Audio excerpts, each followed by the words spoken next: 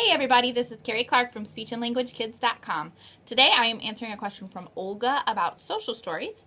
She asks, when is it appropriate to use social stories, including with those moderate to severe kiddos? Are they appropriate for them? She gave me a couple examples that I'm going to go over here in a minute, and then also how do you implement those social stories. So let's jump right in. Let's start with what are social stories. So a social story is a written or visual guide that helps a child understand an expected behavior, a social situation, a routine, a skill, a concept.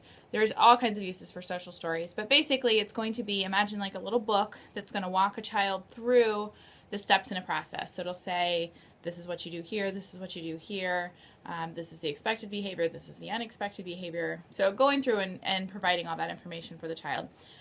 The concept of social stories was actually introduced by Gray and Garand in 1993. That's when those social stories first started coming around. And primarily this has been intended to be used with children with autism, but I have used this with children with all levels of communication disabilities as well. So I find it to be very helpful for children with communication skills. So I went online to see what kind of research there is about social stories. And what I found was Kokina and Kern in 2010 did a meta-analysis, and that means that they looked at all of the different studies about social stories out there, and they put it all together in one analysis to determine what kind of evidence there is to support social story use. Their meta-analysis showed that for 51% of the cases, social stories were highly effective, and for 44% they were not effective. And that left about 4% that were questionable effectiveness. And that was just for kids with autism. So as you can see, it's kind of hit or miss. 51% is not a great majority to be able to say, yes, this is a great strategy. However, it's also enough that it should be enough that you can say, well, this might work for a child that I'm working with. And it also, you have to consider that was with children with autism. It didn't consider just children with language delays. So obviously more research is needed to know if this is an effective strategy, but there is enough research to support that it could be an effective strategy, and my personal opinion is that you might as well give it a try. If you're having trouble with something with a child and you think a social story might help, give it a try, collect the data, and then you'll know, is this social story effective for this child or not? If it's not, then you throw it out the window and you work on some other strategies. But it's something to definitely get you started and just to see if it seems like it'll be a good thing. Let's see. Another thought, she did ask, Olga asked if it's appropriate for moderate to severe children. I have used this technique with a range of children, from the very high children who just need some help with like social situations all the way down to the lowest of the kids that I see. And I have found it to be effective with the whole range. Obviously, just like the research shows, it's not going to be effective with every child, but I have had some success with really high children. I've had success with really low children and those in the middle as well. So again, you just kind of have to try it out. If you have a very low child who you don't think is really going to look at a book with you or really understand the story that you're saying, another technique that's similar is called video modeling. And what that would be is you would take a video of the child doing the expected behavior, and then you would edit it to make it look like they did the behavior on their own. So maybe you have to have hands on them to try to help them do the behavior just so that you can videotape it, but then you edit out your hands or you zoom in close enough that you can't see that there's somebody helping them. So for example, I had a child when I was working at the schools who the expected behavior was that he would walk his backpack down the hall to his classroom, hang it up on his hook, and sit down at the table. In actuality, what he did was he would grab his backpack, take 2 steps, and then veer off to the side and play with something on the wall and drop his backpack, and then we'd have to get him back on track, and then he'd go over here and play with something over here. So what we did was we videotaped that whole process, and then I cut out all the parts where he was not doing what he was supposed to be doing. So it was basically a video of like 2 seconds of him walking appropriately, and then it kind of cuts just a little bit, and then there's 2 more seconds of him walking appropriately because I cut out 30 seconds of him playing with the thing on the wall, and then 2 more seconds where he's moving the next section down the hallway, and eventually we got him all the way down and then hanging up his backpack. So when he watched the video, it was a little bit choppy because you could tell where the cuts were, but he didn't really notice, I don't think, that, oh, that looks like it's edited.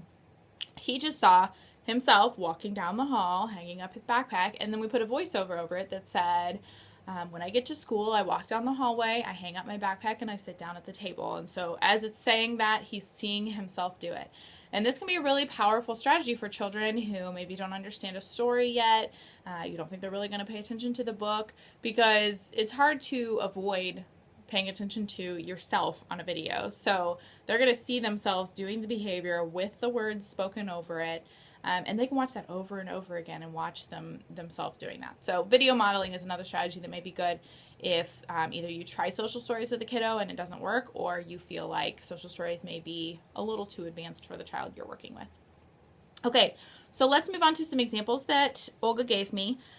One was she had a student who would throw things randomly to get attention, and the other was a child who would push people randomly, and she didn't know if that was to try to initiate an interaction with that child or that person, or if they wanted something, if they were mad. She was having trouble kind of identifying what that was. So what I want you to think about for this step of making social stories is you need to figure out the function of the behavior. So what you need to do here is a behavioral analysis. What that would be, and you can get a behavioral therapist to come in and actually do a functional behavioral analysis. They call it FBA, where they will really get nitty gritty and figure out exactly what the function of the behavior is. I know that most of you probably don't have access to a behavioral therapist, so this is something you can do on your own. You may want to be careful about calling it an FBA, just because that's probably a more technical term than what you're going to be able to do on your own. But basically what you want to do is you want to have an outside observer, and that can be you, just someone who's not participating in the routine. Sit there, watch the entire routine, figure out what's going on. So let's say the child always freaks out during a certain transition. You're going to want to be there watching for that. So you want to write down what happens before the behavior, what's happening during the behavior, and what's happening after the behavior. And you want to look at what the child's doing through all that, as in addition to what the teacher is doing or what environmental stimuli are going on. So maybe you are sitting there and you're writing and you notice, oh, well, as soon as the bell rings, that's when he freaks out.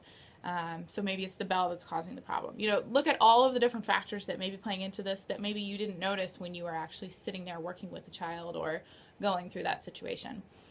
For an example of this, I had a kiddo who was having trouble at circle time in his classroom, and he would start making noises and, you know, just calling attention to himself. And so the teacher removed him from the group and had him sit on the other side of the room where he could still hear and see, but he was not as distracting to the other children. And once she moved him over there, he got louder and louder and louder, and she was really wondering what the function of that was. Why was he doing that? So I watched as an outside observer, watched the situation, and what I noticed was as soon as he would scream or yell, he would immediately look over to the teacher to see if she was going to react.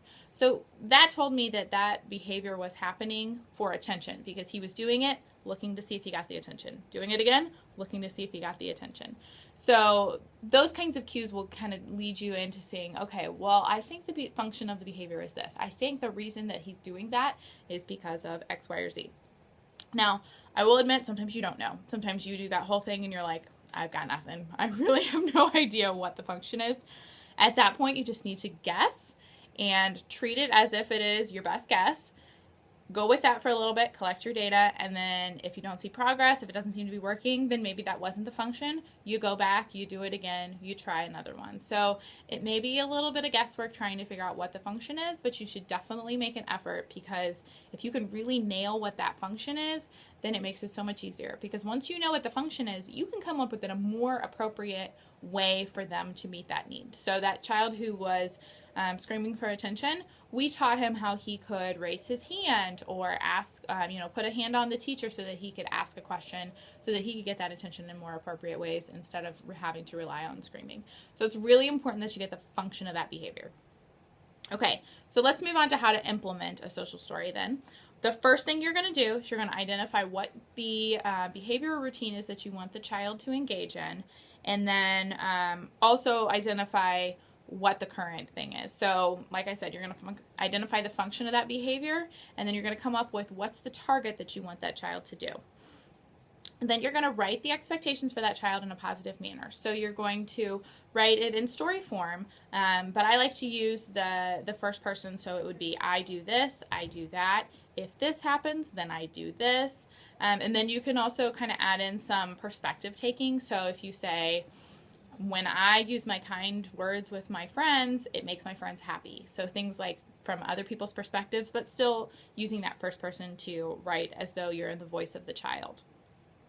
Keep it positive. You don't want to do a whole lot of, I don't do this, I don't do that. I will throw those in every once in a while, especially if there's a specific behavior that we need to address. I might say, this is the expectation in this situation. So in this situation, I do this. I do not do this. But make sure that you're doing a lot more of the I do this, the positive speaking, than using the negative. So you got that. Then you wanted to take some pictures. This is especially important for children with lower functioning skills. They need those pictures to really understand what's going on. So take some pictures of the child doing that desired behavior or whatever the text in your book says. You can stage it so that, you know, they look like they're doing something. Like if it was cleaning up, you could maybe take a picture of them taking something out of a tub, but it could very well look like they're putting it back in. Excuse me. So stage some pictures like that. If you really can't get a picture of the child doing the behavior you want them to do, something I've done before is take a picture of a different child doing it and then copy and paste their face onto the other child. So it's somebody else's body but their face, so it looks like they're doing it. So you may have to get kind of tricky to make sure that you get some pictures of the child looking like they're doing the expected behavior. And then you're just going to put it on a paper, put it on pages. I like to make little books out of it so I can flip through it. You could also do this on like your smartphone and just flip through the pictures that way. Whatever you think is going to be most engaging to that child. And then what you want to do is you want to read that story with the child, not in the situation. So let's say that the situation you're having trouble with is circle time. You don't want to start reading it in circle time. You want to read it later in the day, a different time of the day before they go to bed, in the morning before school, with a bunch of different communication partners, so a bunch of different adults. Read this story with him over and over again so he starts to internalize, oh, this is the behavior, this is what I do. He sees the story, he understands it. Once you've done that, where you have consistently read that story with him several times outside of the situation, then you're going to practice the skill again outside of the situation. So you read the book and you say, let's practice having circle time. And so we all sit down. What would you do if you needed to get the teacher's attention? Oh, you can raise your hand. So you have the child actually practice physically doing whatever the skill is. Then what you want to do is you want to move it into the actual situation that you're working on.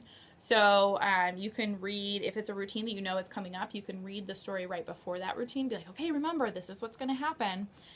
You can read the story while it's happening. So you can, let's say that it's something about circle time. You can have that book in front of them on the floor, and you just turn a page in the book whenever it comes to the next step, just so that they can see it and remember. Hopefully you should have been reading it enough times that they'll remember what's on that page, and they'll say, oh yeah, I'm supposed to sit quietly with my hands in my lap, or whatever the expected behavior is.